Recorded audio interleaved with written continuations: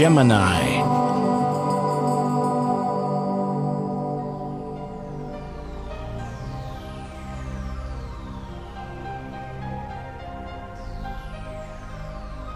Hello Gemini, this is your astrological forecast for March 2016. So this month there's going to be two eclipses. We have a total solar eclipse there on the 8th and also a partial lunar eclipse there on the 23rd. I'll make a special report on that, so keep your eyes peeled so you can know exactly how these eclipses are going to be affecting you. However, though, we're starting out here looking at your career house, as we have the sun, got the new moon, and also Neptune in your 10th house. And this is allowing you now to focus on where you're at, what it is you're wanting to accomplish. Neptune representing your hopes and dreams, and you've been working on this for a while here, Gemini, doing really well. Now when the sun is coming in, boosting it, it's allowing you to radiate at what it is you do, and that's going to be noticed from your higher ups. Especially when Mercury is going to join the party there, there's going to be communication and interaction, and perhaps maybe also some new beginnings for you. We have Mercury and Venus in your 9th house, and that is you focusing on the area of expanding your consciousness, doing research, whether that is for spiritual consciousness. It could also be doing research as if you're preparing yourself for what is to come once these two planets move into your 10th house of career. Mercury communication, as mentioned, and then Venus later on, which will allow you to actually now really dig in for those things that you desire, and Venus also rules money, so that could be coming in a little bit later too. But these two are in the sign of Aquarius, and Aquarius is ruled by Uranus, which allows us to think outside of the box. So pay attention to your genius ideas, impulses, zip file downloads that you can receive from your higher consciousness, and also Venus too, wanting to explore a little bit more with new excitement. Mars is currently still cruising through Scorpio, and it's the old ruler of Scorpio, so it's feeling comfortable here, and it allows us to really dive into our emotions, into the depth of the very inner core. And Mars for now is in your 6th house. This is allowing you to energetically catch up with those day-to-day situations and schedules, and probably clearing out too your schedules so you can become more efficient over the next 2 years. And I say 2 years because it takes 2 years for Mars to circle around your chart once. So whatever you're putting down now in your daily foundation is really going to help you to succeed in a more efficient way down the road. So pay attention to that, make the most out of it. It's 28 degrees as we start out the month, meaning that there's not much time left for you to conclude this. So if you're needing to catch up, do it now, beginning of the month.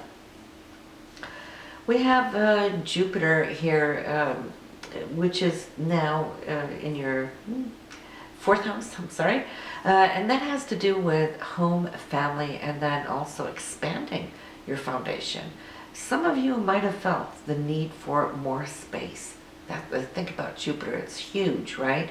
So, and the 4th house is your home, real estate, and so forth. So this is a very good time between now and summer for you to start looking into it. Some of you have already been creating those big moves. There's the rest of you kind of thinking, do you want to catch the wave while it's here? Then it is a great time to do so. But the 4th house is also family, so family members might become more important, more time spent with, more interaction, and it should be a jovial time for that.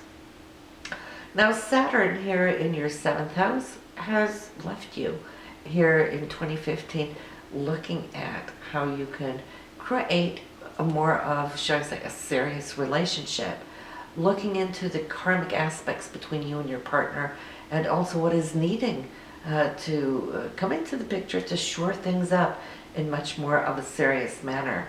And it could also indicate that maybe your partner is a little bit more Saturnian at this time, meaning that he or she will be coming from a source of wanting to look at how to anchor in your relationship in a more real way. So, moving on to the outer planets, which moves very, very slowly, Uranus, Neptune, and Pluto. Uranus denotes change, right? And sometimes these changes can come like a lightning bolt from out of the blue. And it is in your 11th house for hopes and dreams, but also your friendships. So you could come to see that you're attracting new people in your life that represents a different mindset. People who maybe a little bit more, should I say, spiritually inclined, but also somebody who dares to kind of leave the often beaten path and wanting to explore new realms. And some of these people are also entrepreneurs and thinking big, should I say. And some of you might just get really caught up in this and start thinking differently for yourself and how you might just be able to explore your own entrepreneurship through them. Neptune is in your 10th house of career, so this is a long-term goal that is working behind the scenes for you subconsciously. And more creativity is coming in through this channel, and Neptune's allowing you to kind of look at areas perhaps that may not be so evident to people around you, your peers or whatnot. It's like you have this intuition, this pipeline going on, looking at or also coming across new paths that can be very creative for your industry. Pluto, also long-term, 8th house. You are slowly but surely building up a new type of security as far as long-term investments. And I think for you, Capricorn, this is going to be in the sign of Capricorn. For you, Geminis, I feel that this Capricornian energy can really set you up for, should I say, retirement. You could be 25 years old and you'll still already now start thinking about retirement. This is how Pluto here in this sign is going to be working for you in the 8th house. So you don't have to catch a train. The planet's moving slowly but surely, kind of like unfolding that level of consciousness in this area. But we have a lot going on in March. February was a pleasant month and not as many transits as March is going to bring to the table. So we're going to start here at top of the month on March 2nd with Venus and Uranus sextile. This is money, love, and romance. Those things that we desire and appreciate can really pop an unexpected situation for you here today. And Uranus will always bring something maybe of the unusual to the table as well. Then on the 6th, we have some decisions. This is the Sun, essentially you, and Saturn being in your 7th house, 7 to 10th. This is how you're thinking. What do you want to change up and how should you change up? There might just be this underlying feeling that we need to look at our structure. Is it good enough? Do we want to stay put or do we want to expand? There might be a little limitation here, but it's not really a big date to actually create those changes. Coming up a little bit later though, because first we want to go through the Sun-Pluto sextile, which is supporting you here on the very same day where you're thinking about these changes. The Sun will tap into that transformative energy of Pluto and looking how, well, if you are going to change it up, how can we change it in a big style? Pluto never does anything small. On the 8th, the Sun and Jupiter, they're opposing one another, and this is also bringing a little bit more of that energy in as far as your career and also your home life. So you could see how the whole month is starting out with looking at career, partnership, and home. Does it work for you? If it works for you, that's fine. You need to do nothing.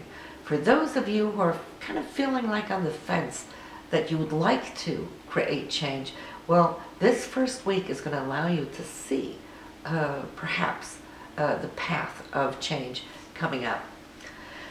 Those decisions will be a little bit more in the forefront here between the 14th and 16th. We have a lot of supportive planets coming in for you that's going to help you. Mercury is highly stimulated. Mercury is our thoughts. It's our communication, our mindset. And it's going to test upon Saturn like the Sun did with the square there on the 6th. So now you're discussing with your partner, whether that is your significant other or maybe somebody you work with closely one-on-one, discussing what it is that you perhaps would like to do. Venus and Mars on the same day is square as well. So it's a time where Mars can activate what it is you desire with Venus here, both with money, but you know, it's also a love and romance aspect. So you and your partner might be looking at your differences, how you could perhaps come to improve things. Definitely this is an aspect of that stimulates growth and expansion and improvement. Mercury's digging really deep here when it's working with Pluto. Pluto transforms, so pay attention to what you're communicating or what your partner is communicating.